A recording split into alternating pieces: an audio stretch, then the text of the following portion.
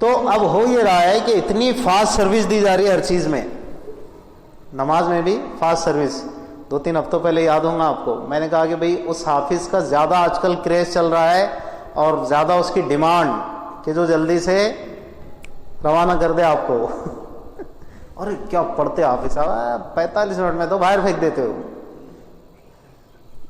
حافظ صاحب پھینک دیتے باہر، اور خوش ہوتے لوگ اس پہ، بھئی اس سال ذرا زیادہ ہدیہ دینا، انشاءاللہ آئندہ بھی ان کچھ بلائیں گے اپن. زبردست یار، کیا پڑھتے ہیں، کیونکہ یعلمون تعلم کے علاوہ کچھ سمجھ میں آتا ہی نہیں. سب سے بیسٹ پڑھتے ہیں یہ. یار وہ حافظ صاحب بہت لمبا جاتا ہے، وہ پہلے یار روزہ رہتا ہے، دن بھر تھکے رہتے.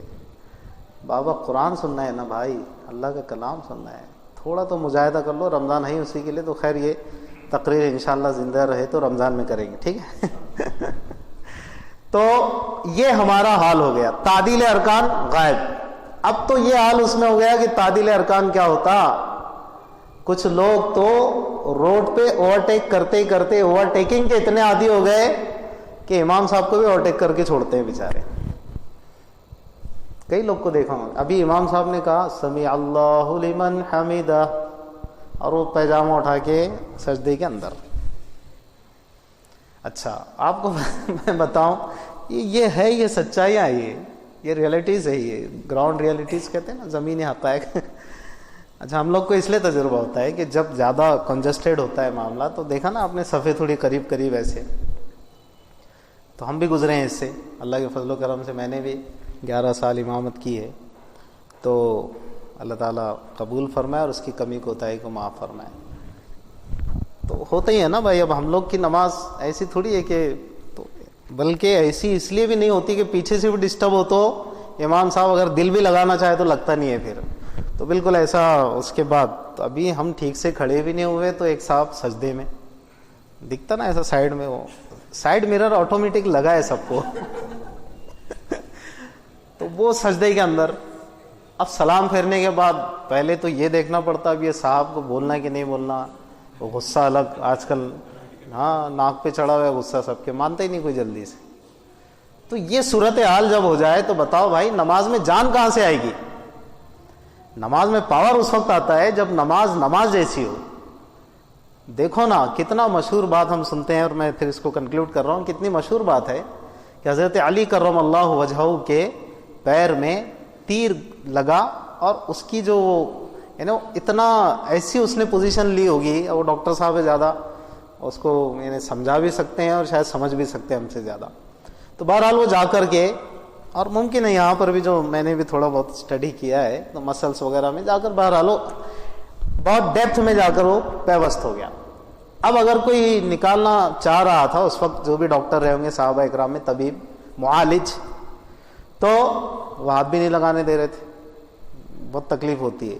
کبھی کبھی تکلیف کی وجہ سے پیشنٹ یہ کہتا ہے کہ بھائی میں اس بیماری کو ساتھ لے کر جانا پسند کرتا ہوں، لیکن علاج مت کیجیے. ایگزیکٹلی برابر ایسا ہوتا ہے. اللہ تعالیٰ ہم سبھی کی حفاظت فرمائے کہ آدمی اس درد کے ساتھ کہتا ہے بھائی نہیں وہ چھوڑو، میں بیماری کے ساتھ کمپرومائز کر لیتا ہوں، علاج میں کروا نہیں سکتا.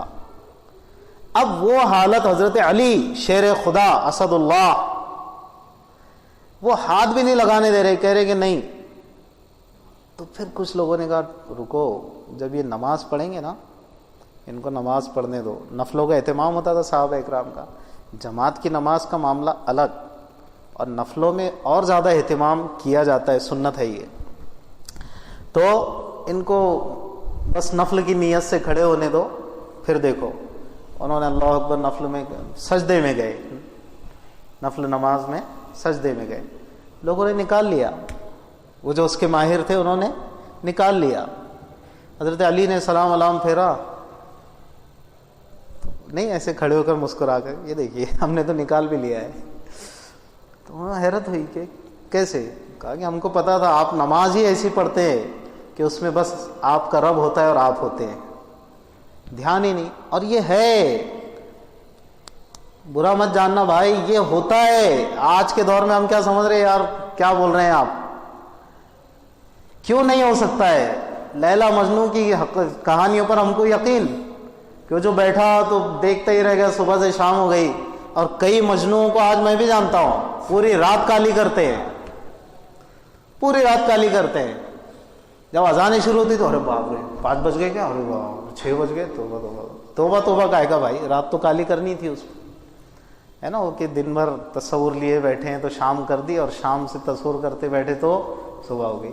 तो ये झूठे महबूबाएं जो सड़ गल जाएंगी एक दिन, उनकी मोहब्बत का ये असर है। तो जो सच्चा रब और परवरदिगार है उसकी मोहब्बत का ये असर क्यों नहीं हो सकता है कि आदमी दीवाना हो जाए उसकी मोहब्बत में, भूल जाए अपने आप को, फना कर दे अपने आप को। और यही तो था ना, वो फना फिल्लाह का मतलब ही है कि जब उसकी जात में कोई फना हो जाता है, उसकी मोहब्बत में फना हो जाता है, तो कुछ नहीं रहता फिर उसके लिए, वो अल्लाह का दीवाना हो जाता है।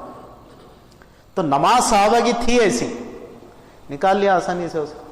अब हम इन तमाम बातों की रोशनी में अपनी नमाज का जायजा लें कि भाई अपनी नमाज अगर इतना ना सही तो इतना तो हो, देखिए बहुत पॉइंट की बात बोल रहा हूँ, इतना तो हो कि नमाजों में जो हम कुरान पढ़ते हैं, कम से कम जो आयतें जो सूरतें हम पढ़ते हैं या सुनते हैं अक्सर, उसका हम तर्जुमा याद कर ले कम से कम।